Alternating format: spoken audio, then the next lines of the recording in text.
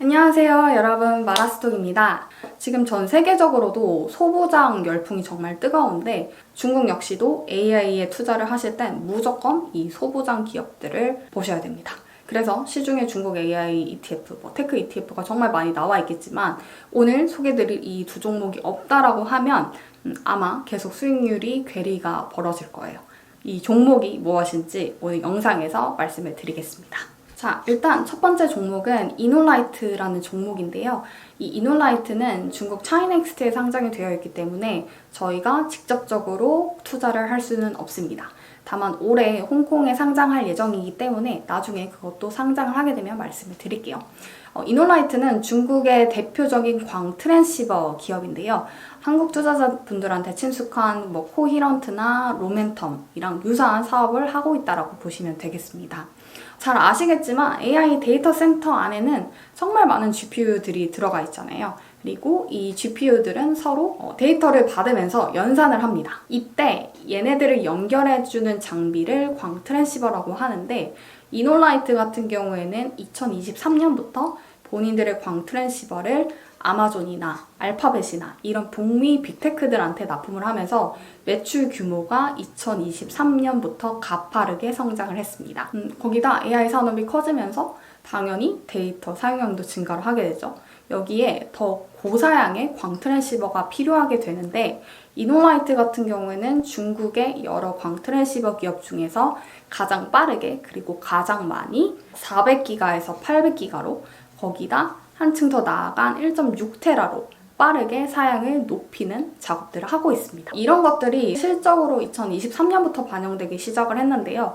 올해 1분기만 보시면 이 이놀라이트 같은 경우에는 매출이 192% YY, 순이익도 262%나 증가를 하면서 중국 안에서 보기 굉장히 드문 고성장을 보여주고 있습니다. 이 북미 빅테크들한테 납품을 하고 있기 때문에 이제 중국 안에선 최고 수준으로 인정을 받고 있고요. 주가 역시도 미국 빅테크랑 거의 동일하게 움직이는 경향들이 있습니다. 다만 코히런트나 이런 미국에 상장된 광 트랜시버 기업보다 아무래도 아직까지는 이제 외국인의 접근이 제한되다 보니까 밸류에이션 관점에서는 그래도 더 유리한 부분이 있고요.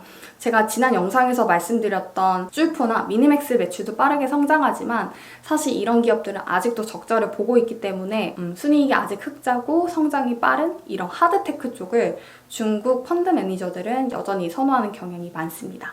거기다가 이제 나중에 홍콩에 상장을 하고 자금 조달을 하면 당연히 이제 캐펙스도 더 늘릴 것이기 때문에 이 AI 산업 자체가 커지는 과정에서 이놀라이트가 가장 대표적으로 수혜를 받는 종목이라고 할 수 있겠고요. 이 광 쪽 테마가 최근에 이제 많이 핫해지다 보니까 한국에 나와 있는 ETF에서도 이 이놀라이트를 조금씩 담는 이런 모습들이 보이는데 미국에 사실 상장된 중국 ETF 중에서는 이렇게 과창판 혹은 창업판을 담은 종목들이 많지는 않습니다.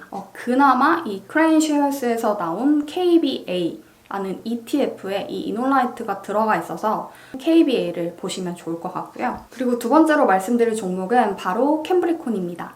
한국어로는 한무기라고도 하는데 작년부터 이제 주가가 너무 급등을 했기 때문에 이놀라이트보다는 아마 중국에 관심이 있다고 하시면 더 한 번쯤 들어보셨을 종목이에요. 이제 중국판 엔비디아라고 불리는 종목이고 중국 과창판에 상장이 되어 있습니다. 그래서 이 종목도 저희가 살 수는 없어요. 그래서 ETF에 이런 캠브리콘이나 이놀라이트를 포함한 것을 저희가 이제 사면서 간접적으로 투자는 가능한 상태고요.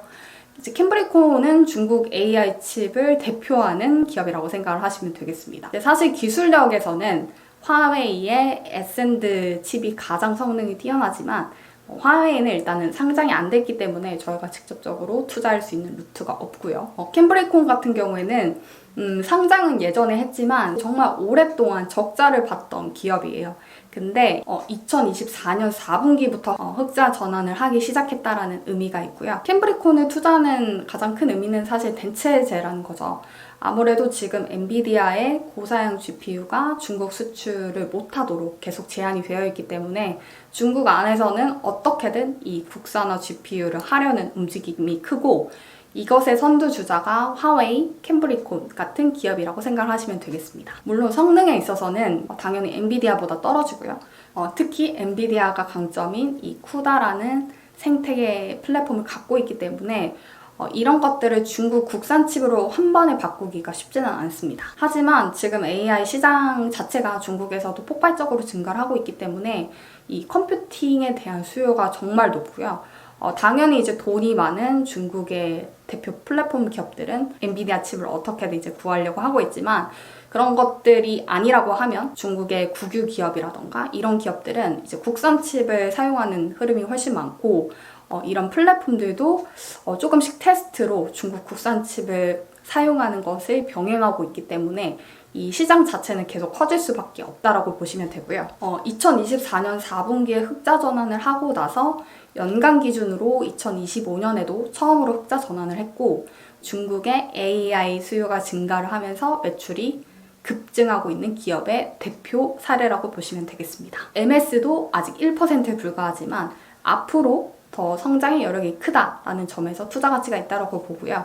이렇게 이놀라이트는 데이터의 이동을 도와주고 캠브리코는 연산 처리를 담당한다는 데에 있어서 저희가 미국이나 한국 AI에 투자하는 것과도 어떻게 보면 이 종목이 더 맞닿아 있다라고 생각을 하시면 될 것 같습니다.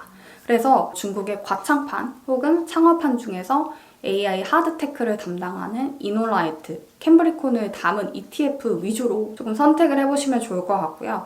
이제 한국에는 제가 예전에도 말씀드렸던 이제 타임폴리오에서 나온 차이나 AI ETF가 이런 종목들을 많이 가지고 있고 미국에는 대부분 이제 플랫폼들을 담은 ETF들이 아직도 많지만 그나마 이제 크레인시어스에서 나온 과창판 ETF라던가 혹은 KBA라는 ETF에 이런 종목들이 조금씩 들어가 있기 때문에 계속해서 이 K웹이랑 하드테크 ETF의 성과가 계속해서 벌어질 것 같습니다. 사실 이런 종목들 주가는 2023년부터 계속 좋았지만 아무래도 이제 한국 투자자분들에게 알려질 기회가 많이 없다 보니까 조금 생소하실 거예요. 하지만 중국의 AI 파는 신흥 플랫폼 그리고 소부장으로 이동을 하고 있기 때문에 앞으로 테크 ETF를 보실 땐 무조건 오늘 말씀드린 종목을 기억해 주셨으면 좋겠습니다.